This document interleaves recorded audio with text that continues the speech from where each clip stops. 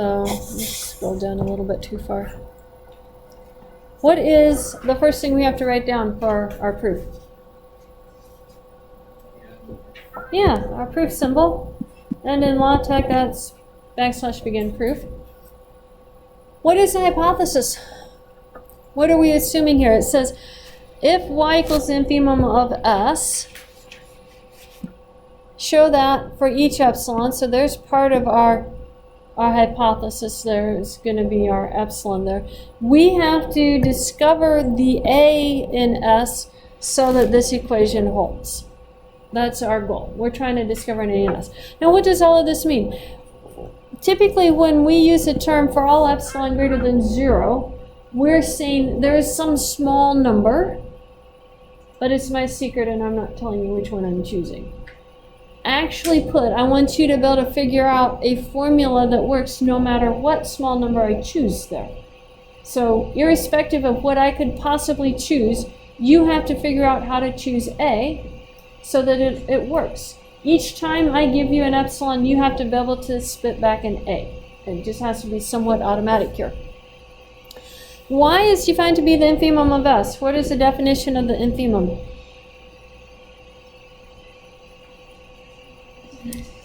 You guys have notes from last time. It's not necessarily in the greatest lower bound. It's the biggest of all the lower bounds. It's not necessarily in the set. It can be in the set. Right? So we're going to now if a set has a greatest lower bound, it has to be non-empty. So I'm going to start with that. Let S be a non-empty set. And y be equal to the infimum of s. There's our hypothesis. We need to get our epsilon, and whenever we are talking about epsilon, we typically use the phrase fix epsilon greater than 0. That's just our math term for saying let epsilon be some tiny number bigger than 0. Real number bigger than 0. Fix epsilon greater than 0. That's the terminology we typically use. We want to be able to find this a in s so that y is less than or equal to a, and a is less than y plus epsilon. So tell me about the value y plus epsilon. Is y plus epsilon bigger than or less than the infimum of s? It's bigger.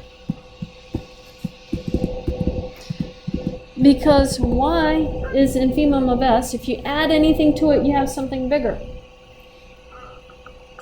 By nature, being bigger than all of the lower bounds, it's the biggest of the lower bounds is y. Is y plus epsilon a lower bound for s? No.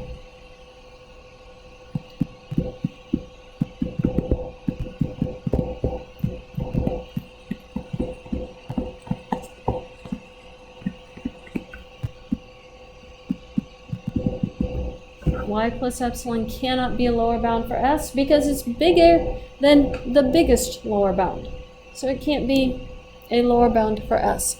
If it is not a lower bound for s, what does that tell you about some element in s?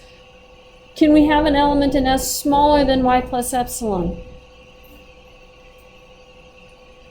Yeah.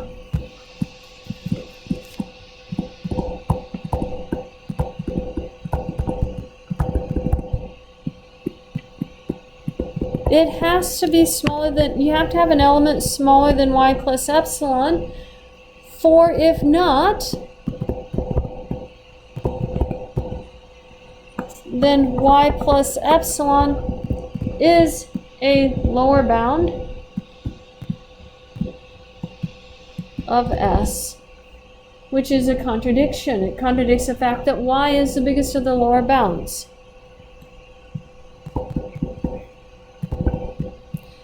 Now, help me out.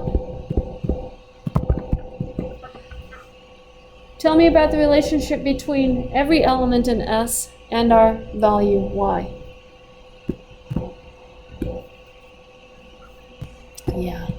Y is smaller than or equal to A for all A in S.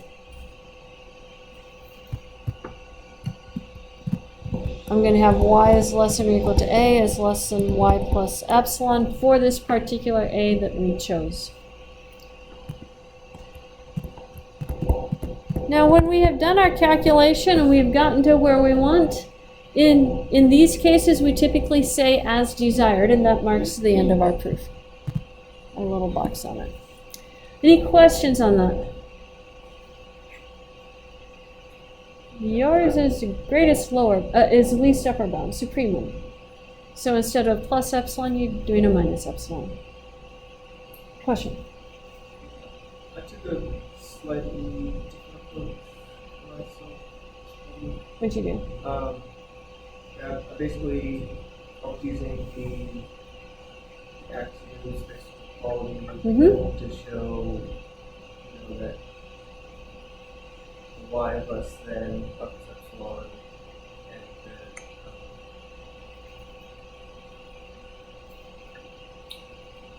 which you can do. A is less than y plus epsilon by definition of, I looked at the exact wording, but then I had to show a correlation to use axiom 9 that x is less than y, y is less than z, x is less than z. You can do that. And so, since it wants to prove that there exists, Yeah, there exists. You just have to find something. You have to base that off of y plus epsilon is not your lower bound. and so then I think I said if we let epsilon be between 0 and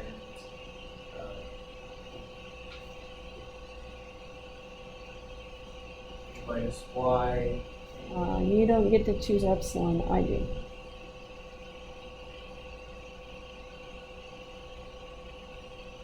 The only thing you can say about epsilon is this right here. You can't give it a formula. You can give A a formula, but you can't give epsilon a formula. Does that make sense? Okay, any other questions on that? Question? Y plus epsilon Is bigger than the biggest lower bound. Yeah. So you have, if not, then you have y plus epsilon is a lower bound bigger than the biggest lower bound. And it can't be bigger than the biggest lower bound. Therein is a problem. Any other questions?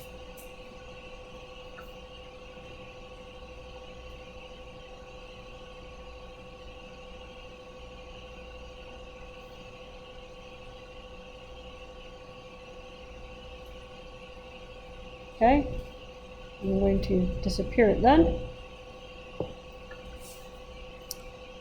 We have our order axioms. These are proved in the book. Make sure that you understand these proofs. They're fairly straightforward, and we went over the order axioms in set theory and logic. So, or order theorems in set theory and logic. So we're not going to actually prove those ones. This one, we need to talk about what it means here. It says if S is a non-empty set of real numbers and S is bounded from below, then S has a greatest lower bound. This is the complementary theorem to an axiom that we have that we call the well-ordering property. Any non-empty set of real numbers that is bounded from above has a least upper bound, our well-ordering property. It has a least upper bound if it's bounded from above. This is a complement of that. When you guys were reading over this, how did the book prove this? They sort of flip it. They multiply the entire set by negative, and when you multiply a set that's bounded from above, so dot maybe goes 1, 2, 3, and then it stops right here. And if you multiply all the elements by a negative, what does your set look like? Instead of going to minus infinity, where does it go? Plus infinity. You'd start at a -3, -2, -1, and go up to plus infinity. So it just flips your set around. That is how they do it. Oh, we started with the greatest lower bound. So if we have a greatest lower bound and we do minus 1 times our set, this is going to be our set S. This is going to be minus 1 times S. It gives it the greatest upper bound. Apply your well-ordering property to that. You find your greatest upper bound. In this case, the set I chose has a 3 for the greatest upper bound. Then minus 1 times 3 has to be your greatest lower bound. So you just flip the set multiplied by minus 1. It's a nice little trick. Read over this one. If it doesn't make much sense, let me know. We're actually not going to prove this one either in class today. Just wanted to see the effect of multiplying everything in your set by a negative number and see what happens. A few definitions. These are just some basis that we need for the rest of the semester. A subset S, which is contained in a set B, is said to be dense in B if each open interval in B contains at least one element of S. So let's talk about some dense sets. The rational numbers, our fractions, are dense in the real numbers. If you take any interval of real numbers, it contains rational numbers. They are well dispersed throughout all the real numbers. There's no interval that doesn't contain a rational number in it. The irrational numbers are dense in the real numbers. Same reasoning. They're very mixed up all through there. That leads you to our theorem. Between any two distinct real numbers, there is a rational number. So think about it. Maybe the real numbers I want are going to be E and 3E. There's my interval. Between any two real numbers is a rational number. In fact, there's an infinite number of rational numbers. Between any two real numbers, there is an irrational number. Now here's where things get dicey. If you remove all your rational numbers from your number line, you walk along on your number line, you won't miss them. If you remove your irrational numbers from your number line, you won't have anything to walk on. The measure of the irrational number is vastly superior, greater than the number of rational numbers. But they're both dense in the real numbers. They're all mixed up in all the real numbers. But you will never find two rational numbers beside each other without an irrational number between. You will never find two irrational numbers beside each other without a rational number between. Truncate your irrational number, you get a rational number. They are very well mixed up, they are dense. But we could do equally well without any rational numbers in our number line. We wouldn't miss them if you took them away. That is a measure theory. You get into that in graduate school, but it's quite phenomenal that it works out that way. That's kind of a property of infinity. Different types of infinity, counting numbers that are infinite, intervals that are infinite, different types of infinity. Okay, that's our theorems from this side. We need a definition for an absolute value. We're headed to a very important theorem that we're going to use the rest of this semester called our triangle inequality. For our triangle inequality, we need to know what an absolute value is. The absolute value of x is defined to be x itself. If x is greater than 0, it's negative x if x is less than 0. So if it's negative, multiply it by a negative 1 to get the absolute value. That's what we're going to use for our absolute value. Here is our theorem. Let a and b be any real numbers. Then the absolute value of a times b is the absolute value of a times the absolute value of b. We know that. We've been doing that. They prove that in the book. We're going to go with that. If epsilon is greater than 0, then the absolute value of a is smaller than epsilon if and only if minus epsilon is less than a is less than epsilon. This is our definition of what we've been doing when we solve absolute value problems in high school. Remember that? If you had the absolute value of x is less than 10, then you said minus 10 is less than x is less than 10. That's what we use to know where x lives for our absolute value. This is our triangle inequality right here. This is the one that we're concerned about. Absolute value of a plus b is less than or equal to the absolute value of a plus the absolute value of b. In other words, if you think about having a vector graph, if this is a and this is b, you'd have your absolute value of A, your distance out here, your absolute value of B, and then this distance right here is going to be less than or equal to the distance from A to B. That's kind of what our triangle inequality is looking like. That A plus B part is your hypotenuse. Let's talk about how to prove it. What's the hypothesis statement?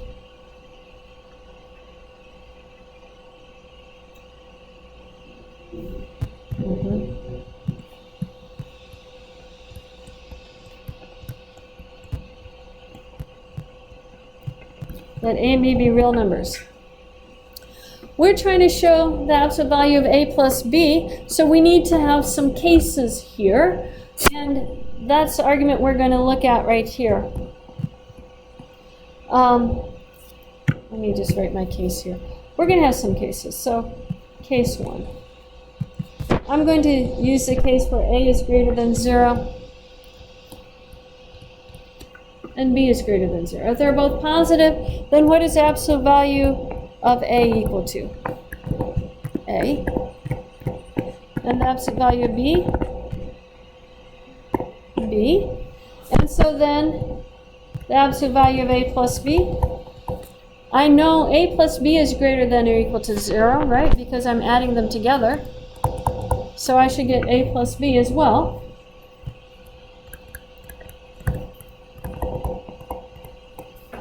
I can make greater than or equal to 0. So let's write it down. Then what do we get? If we look at the absolute value of A plus B, that I know is equal to A plus B, but A plus B in absolute value, A can be replaced by the absolute value of A, and B can be replaced by the absolute value of B, correct?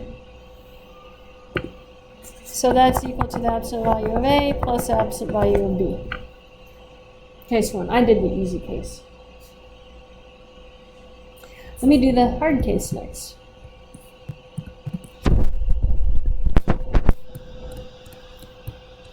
I'm going to make them both be negative. So what is our next argument? What is the absolute value of A going to be equal to then? Negative A. And what is the absolute value of B going to be equal to? Negative B. Tell me about A plus B. In absolute value, well, first of all, tell me about A plus B. Is that greater than 0 or less than 0? Less than 0 because they're both negative. So then, tell me about absolute value of A plus B. It's a negative value of A plus B. But that's equal to negative A plus a negative B. I know we don't like that notation very well, but it'll work. And what is negative A equal to? Absolute value of A and negative B. Absolute value of B. So I've ended up, I have an equal sign. An equal preserves the inequality, so we're good so far. Let's look at, didn't catch that. Let's look at our third case. I'm going to make A greater than or equal to 0 and B less than 0. Now this is going to pose us a problem. While we get to our problem, what is the absolute value of A going to be equal to? A. And what is the absolute value of B going to be equal to? Negative B, because it's negative, right? Now here's the problem. What is A plus B going to be? Is that positive or negative? Yeah, it depends. What does it depend on? Yeah, which one's bigger, A or B? So we have to go fix that. So what I'm going to do is I'm going to say A is greater than or equal to 0. I'm going to say B is going to be less than 0.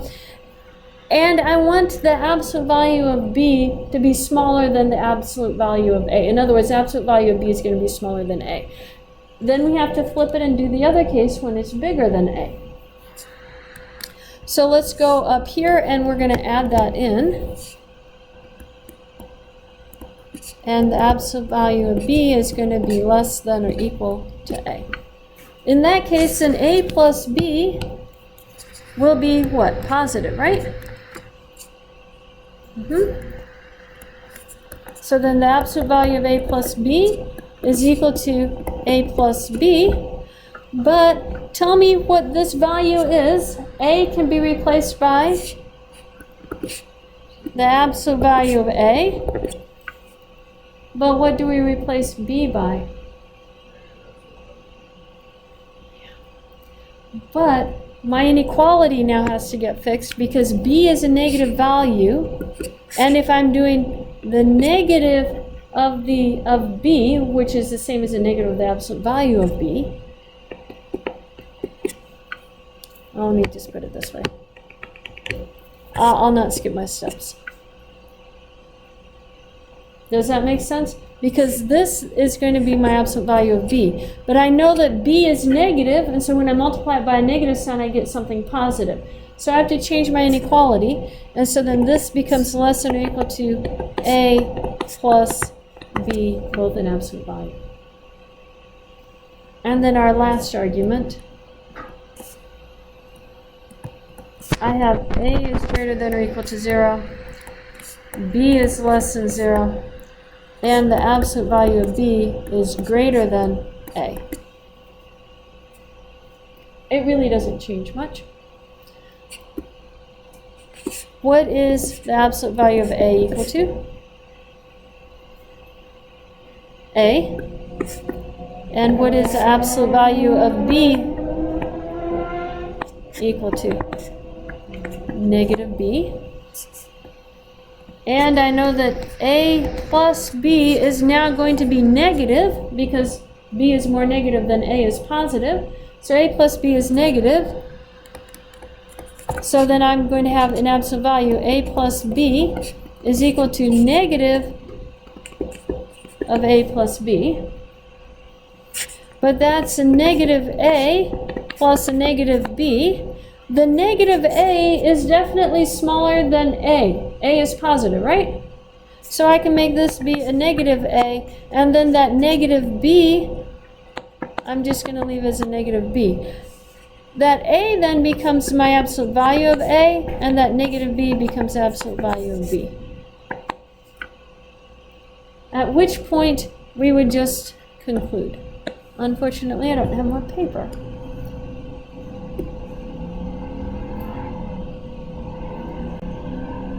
So let me add a piece of paper, and we'll get our conclusion there.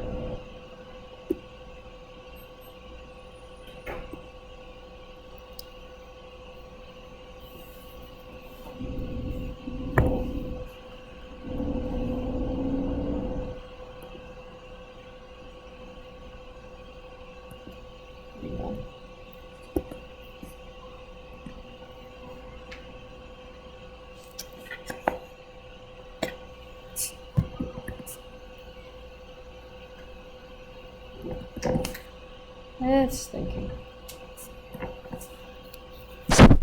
In all cases, we have the absolute value of a plus b is less than or equal to the absolute value of a plus the absolute value of b. That's desired. This is actually a very important proof. The book gives you a much shorter version, but I wanted to go with the definition of the absolute value to see how this worked. Being able to prove number 4 is done in the book, so we're going to skip that one for today. Any questions on this proof? This one has actually ended up on tests before. It's actually a very good proof to know. It has been a great test question. Question? The last part, where it says equals negative a plus negative b, which is the less than or equal to a plus negative b. How do we know that it's less than? Okay, so this a right here, negative a is less than or equal to a. Yeah, so that's where that inequality is coming from. That's what changed on it. Any other questions on that? Okay. So let's go to section 1.1. We have a couple of definitions we're going to be starting with.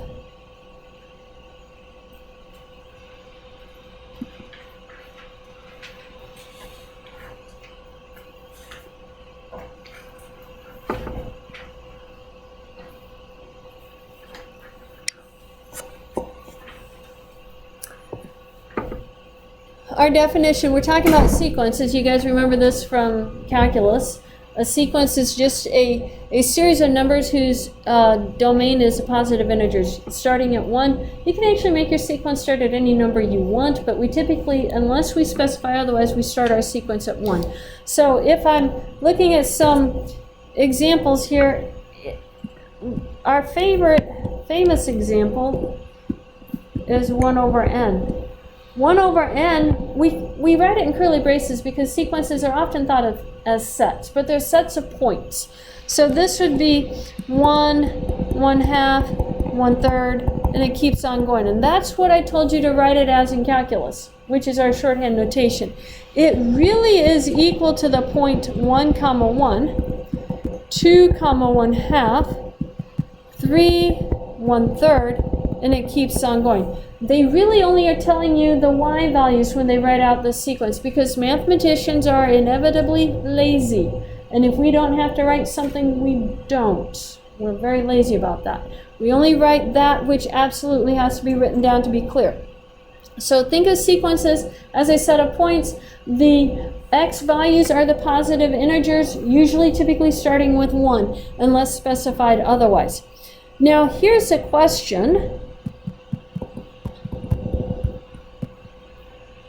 We'll just go with this one. What does this look like? What is our first value? And we'll just do the y values for it. So when n equals 1, what do we get from this one? 0. When n equals 2, yeah, 2, 1 plus 1. When n equals 3, 0. When n equals 4, and it keeps on going, right? It repeats back and forth. Our whole goal is to talk about when a sequence converges. Does every sequence converge to a limit? No. Our second one here does not converge to a limit. Our first one probably does. What do you think the limit would be for the first one? Yeah, 0. The y values are decaying down to 0. So it looks like that one is going to have a limit of 0. Why is it that the second one isn't going to converge? What makes that not have a limit? The -1 raised to the power. It's oscillating. Now, does that always force it not to have a limit?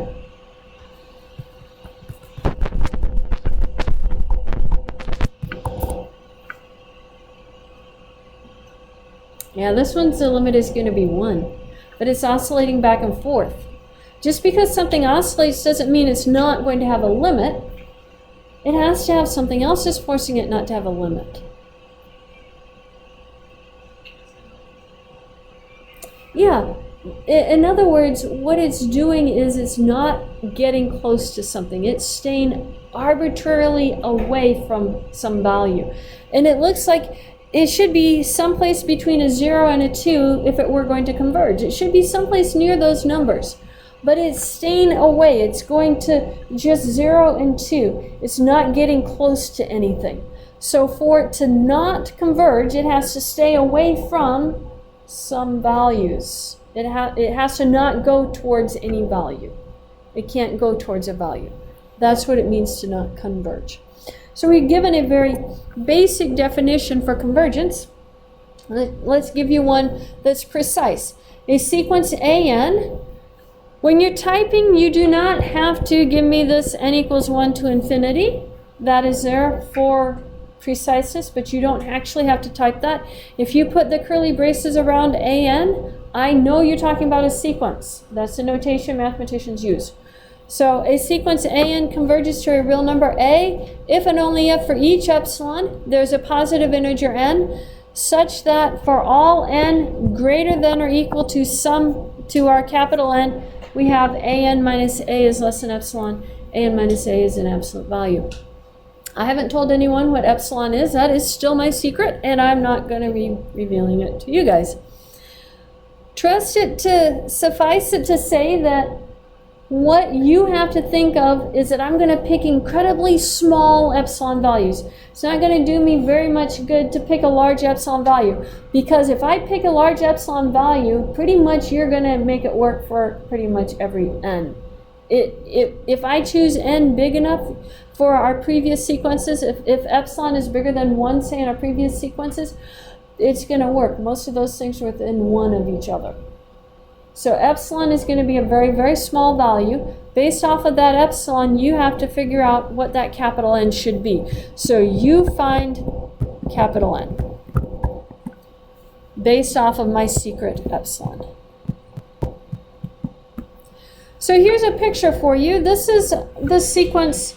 These dots right here are 2 plus 1 over n.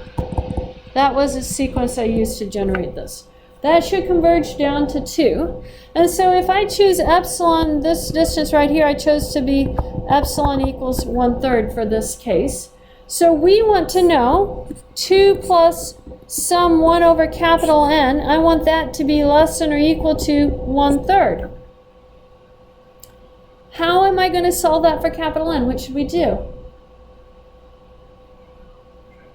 Subtract 2.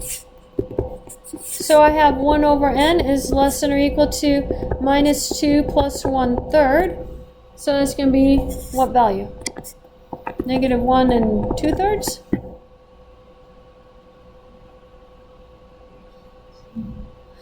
Now I need to get n out of the denominator. What would you suggest? Multiply by n. And so I have 1 is less than or equal to, make this 3, 4, 5, negative 5. I can't do this in my head. We're just going to leave it minus 1 2/3. I added instead of subtracted. I want n by itself, so what should we do? Divide by our fraction. And what does that do to our inequality? It flips it. I have it backwards.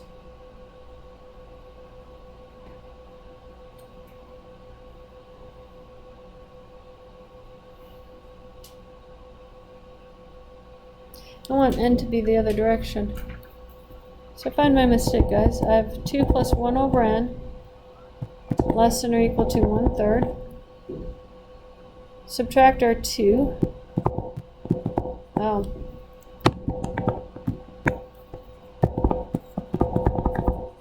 So what is minus 2 plus 1/3?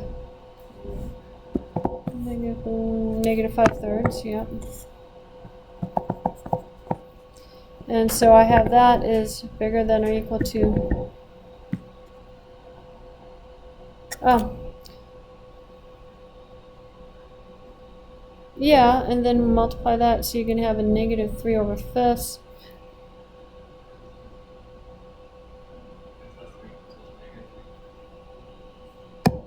Yes, I flipped it and moved it. There we go.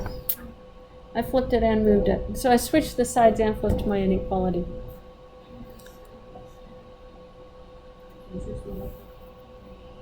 Okay, so let's do this. I'm going to subtract it. I'm going to do it one step at a time. I can't have a... Okay, so we have 1 over n, so I'm going to have negative 3 over 5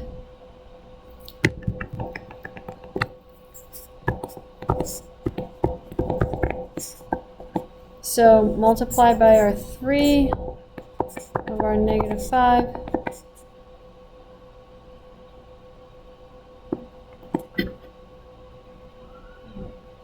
No, n needs to be bigger than a positive value.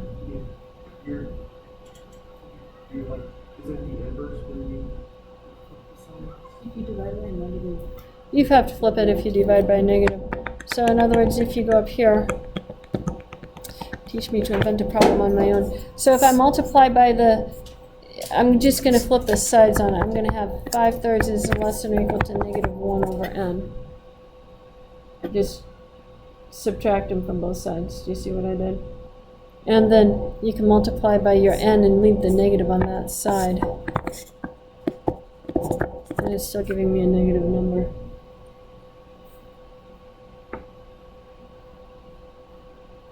Oh, What's my limit, guys?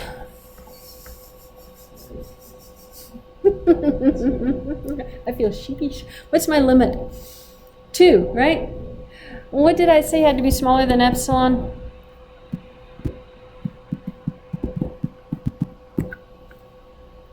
I'm trying to make an less than epsilon. And so I have to have a negative n to get that to happen. I don't want an less than epsilon. I want an minus the limit to be less than epsilon. Now you guys have witnessed a very good mistake.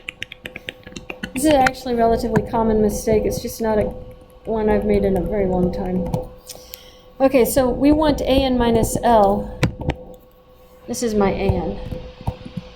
I want an minus L less than 1/3. What is my an is 2 plus 1 over, I'm going to do the capital N. And what is my limit supposed to be? 2. I want that to be smaller than 1/3. Watch, our arithmetic becomes so much easier. I get 1 over n, which is a positive value, is less than 1/3. What is n greater than? Yeah, our arithmetic got a lot easier. Don't forget to subtract off your limit. Okay, so let's not lose track of what we're trying to do. I was trying to find, that didn't work. I was trying to find an n based off of the epsilon that I chose.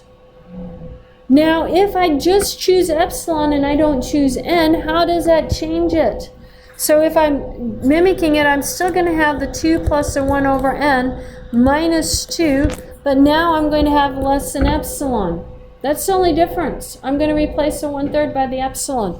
What happens with the 2's? They go away? And the 1 over n, I always use capital N's here, it comes out of the absolute value. It's a positive number. I want 1 over n less than epsilon, so what should we choose n to be? Yeah. That's our arithmetic. Do you guys see that process? That's the process we're going to be doing on the homework. So let's look at this right here. Prove that this sequence converges. Not only do we have to prove it converges, we have to guess what its limit is going to be. So you guys, I actually want you guys to start writing this on the board. Let's see. Eric wrote last time. Oh, let's start here with you, Michelle. You get to write on the board, and you guys have to tell Michelle what to write based off of the example we just did on the previous screen. You don't have to rewrite the theorem statement, so you can start with the proof symbol. What is our hypothesis statement for this one? What is our sequence equal to? Yeah, so how would you write that and dictate to Michelle? Let an equal.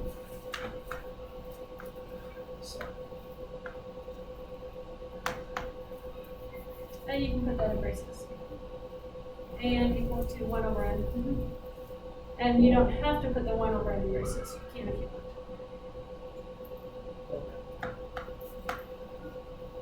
And then what else should we write? We need an epsilon, right? Okay, so the terminology we use here is fixed epsilon greater than 0.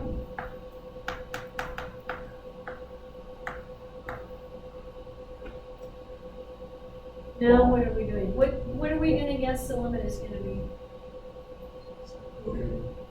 0. Okay, so leave yourself a little bit of space, and we're going to drop down and do our arithmetic. So we're going to say now, and then in our center, our absolute value, and then what is our sequence? We need to do an minus a. So 1 over n minus 0. What is that equal to? Don't put in inequality, we'll just do equals. What is that equal to, guys? 1 over n. Now, what do we want our n to be so that we can get to an epsilon?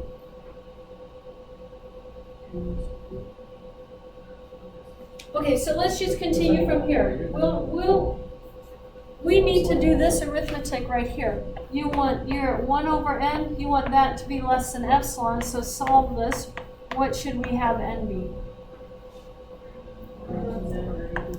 than or equal to 1 over epsilon. So that is our calculation. Notice that Michelle had gotten to this point right here. And from here, she can go to less than epsilon if we have written this n greater than or equal to 1 over epsilon. So we write that right up here. Let n, let capital N. Yeah, let capital N, element of the naturals, such that, and then n greater than or equal to 1 over epsilon, capital N.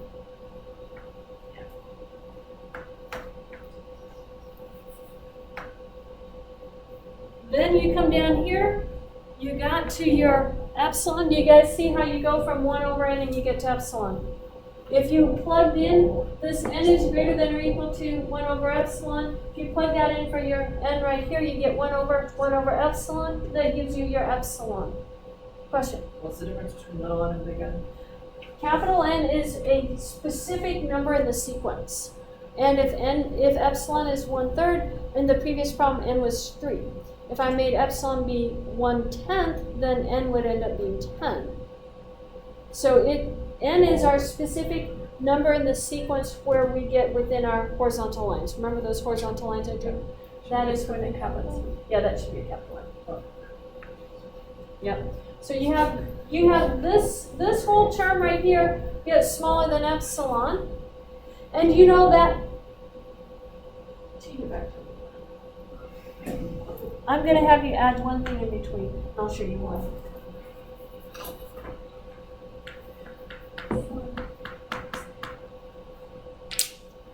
Because this is going to work for all little n. So as soon as Michelle puts right here for n greater than or equal to capital N, you have this is smaller than epsilon.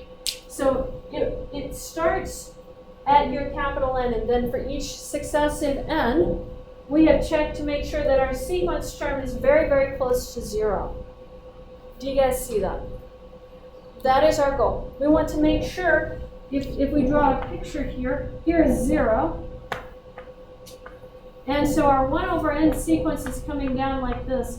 And suppose we had this tiny little epsilon neighborhood going through here. At what point do these guys all stay smaller than epsilon, away from 0? And maybe I make epsilon be 1 over 10 trillion. How far out do you have to go in your sequence to get there? Well, you don't want to have to recalculate that capital N each time I change epsilon. So you want to give me a formula for capital N that works irrespective of what epsilon I give you. And that's why you actually do this work right here. You write your 1 over n minus 0, an minus L, find out what it's equal to, make that somehow less than or equal to a function of capital N. In this case, when you divide by a smaller number, you get a bigger value. Divide by small gives you bigger, and then that gets you to your epsilon. N greater than or equal to, that's when you do that right. What is our last line that Michelle needs to write down here? Because we have done the heart of the proof. We just showed it converges. Therefore, an 1 over n converges to 0. Converges to 0 or just Converges to 0, converges. And then what's the last thing you put on the proof? Checkbox. Yep. No, Question. we don't want to show how we got to 0. No. You never tell me how. That's all scratch work. When you're writing it in the proof, you assume the reader can do the scratch work, and you're just tying the details together. Yeah. So don't fill in any of the scratch work. I don't want to see the scratch work in your proofs at all. I just want to see the proof itself. Any questions on that? Okay.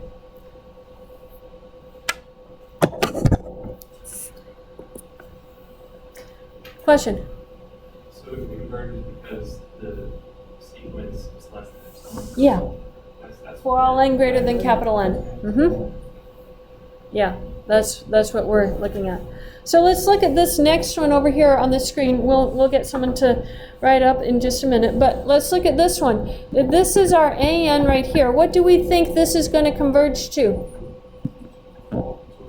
Yeah. So if I look at AN minus the limit, I'm going to have, let me write my L in here. AN minus L is going to be equal to 2n over 3n plus 1 minus 2/3. Now let's do some arithmetic.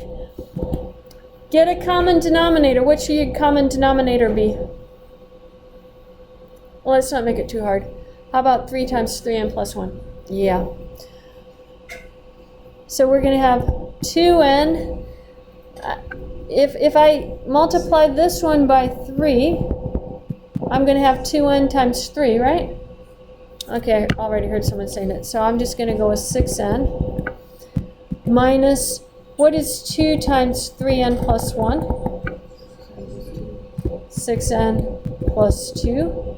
And then all that's over 3 times 3n plus 1. What happens to our 6n's? They cancel. And so we have negative 2 right here, but when you take the absolute value of that, what do you get? 2. 3 over 3n plus 1. But remember, we always know this. We always know n is greater than or equal to capital N. So I know this is going to be less than or equal to 2 over 3 times 3 capital N plus 1. And we want that to be less than epsilon. So how are we going to solve that?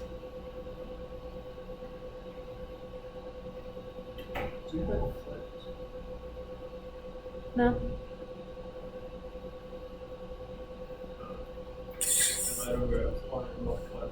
Yeah. So I'm going to take the epsilon over, multiply the 3n plus 1. So I'm going to get 2 over 3 epsilon is less than or equal to 3n plus 1. Subtract the 1. And divide all of that by 3 is less than or equal to our n. Does that make sense? Okay. Victor, you want to write the next one? I suppose. You write it over here on this side.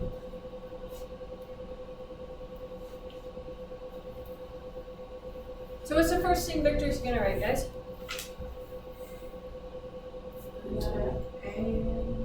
Yeah, proof symbol.